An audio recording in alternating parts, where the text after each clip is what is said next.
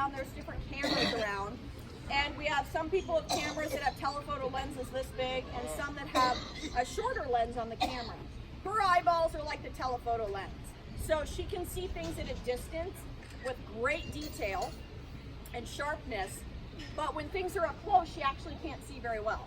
So when we have her jump back and forth between these boxes, you might notice that a few things. First of all, you might notice that it takes her a minute to find the food that we put down for her. And you also will notice that when she reaches down to pick it up with her beak, a lot of times she'll close her eyes. And that's because her eyeballs are designed for seeing things at a distance, but when things are very close, it's actually blurry. So when something is within about 2 feet of her face, it gets really blurry.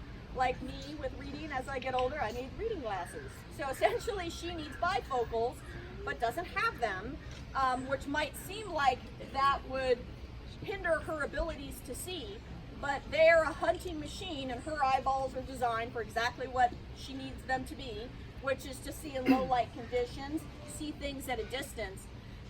And although owls are really known for their eyesight, and of course their eyeballs are just amazing when you look at them, they're huge, they're beautiful. With owls, they come in different color eyeballs, yellow for our gray horned owls, orange for this Eurasian eagle owl. But they actually rely more on their hearing than they do on their eyesight. And their hearing is amazing. So this owl, which by the way, for those of you just joining us, she's a Eurasian eagle owl native to Europe, Asia, down into North Africa. She could be sitting in a tree in, let's say, Spain, in a forest in Spain, and she could hear a rat rustling in the leaves 60 to 80 feet away. She could leave that tree in almost complete darkness and fly over and catch that rat without ever having seen it. So that includes being able to hear rodents under the snow. So they use their hearing to hunt more than their eyesight, but eyesight is important. And why do you think eyesight's important flying at night in the dark? What do you think? Because some people might camouflage in the night, so it's kind of hard for owls. That's right. That's a good comment, that often it's hard to see the animals. But what's really important for her when she leaves that tree is that she can see the other trees, right? So she doesn't run into anything when she's using her ears to catch that rat. So her eyesight's more to be able to see where she's going and avoid obstacles. But they can really catch things without even having seen it. And so owls, one other adaptation before we do a couple little jumps with her, is that they're equipped with almost completely silent flight. So all this fluff makes her feathers very soft. And so when they fly, you can barely hear them, if hear them at all. And so at first thought, you might think, well, silent flight helps them sneak up on their animals. Yeah, it probably helps them sneak up on prey, but hawks, eagles, and falcons don't have silent flight and they're hunting the same prey.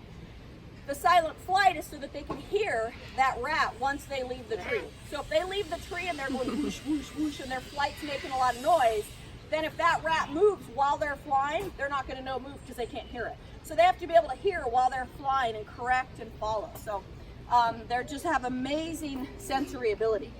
You want to see if she'll want to hop back and forth? So she might not. So what we're going to do is we've only just started having Alira do some little exercises to get her wings in shape. She does have a leash on right now, and it's kind of like having a leash on a dog. Keeps them safe when it's not time for them to free fly. We have a lot of animals back, so that van went in and they might have taken out a different type of animal. And if Alira were to fly over the fence and they weren't ready, we might have a meeting of animals that we wouldn't want to have meet each other. So since we're just doing little flights with her and it's not during the bird show, we just have that tether on her just in case she sees something interesting and goes over the fence to check out the macaw, which would probably give the macaw quite a big surprise. All right, so as she's flying, you can see she's just huge. She's very fluffy. She's very hi, what a good girl. So this is great. She's really paying attention. There's all this activity going on, but she's interested in hopping back and forth. Since she's new here and she doesn't really know the landmarks and the lay of the land, we'll do real kind of baby steps for a while, until we feel like she'll recognize the area and have all these visual cues. So if while she's flying, if she kind of overcorrects and goes around a corner, she knows that we're here and she knows this is her home. And she can either make her way back on her own or wait for us to come and find her. Ooh, there's a turkey vulture flying overhead. And that's the other thing, she's very distracted and interested by all these wild birds. So doing this little baby steps helps us kind of get her used to looking at these things, paying attention to you guys, and also remembering that we're here all at the same time. What a good girl. So you'll notice how big her feet are when she does these jumps back and forth.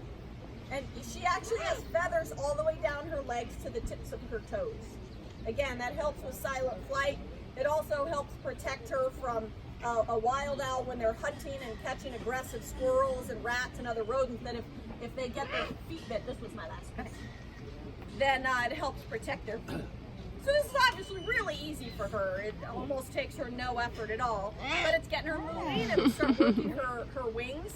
So what we're starting to do is we're going to do some little exercises out here, and then we'll start doing things in the stadium.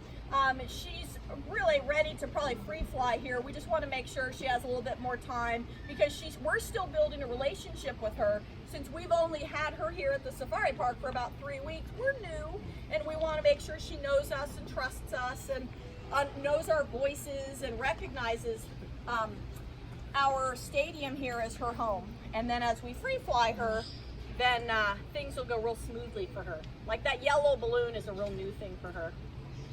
You can kind of see the wheels turning. I don't know what that is. And obviously she can see the people in there and all the detail that we can't see at all. She's totally judging them right now from here. It's like, you're cheating. Does anybody have any questions? I know I was yammering for 15 minutes without taking a breath.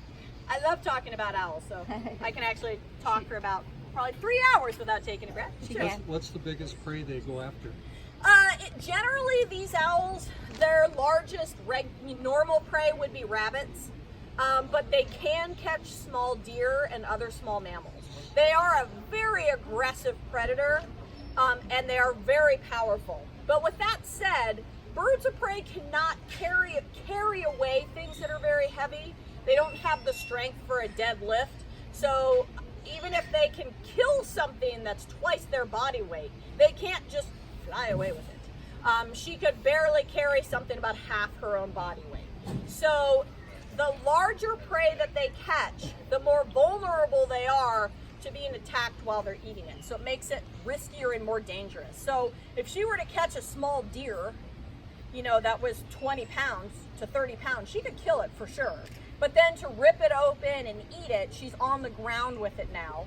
And if there are any mammalian predators, any different types of wild cats like lynx or bears or wolves or anything like that, then she's very vulnerable to getting killed while she's eating. So for many of these predatory birds, it's better for them in the survival-wise to eat more little things that they can swallow whole. So for them to come down and eat a rat or a small mouse that they can eat in 1 or 2 bites, they come down, they kill it, they eat it, it's gone.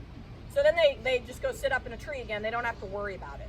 Owls and falcons both will perform a caching behavior, which means that they will take leftovers and stuff it in the crook of a tree and come back for it later.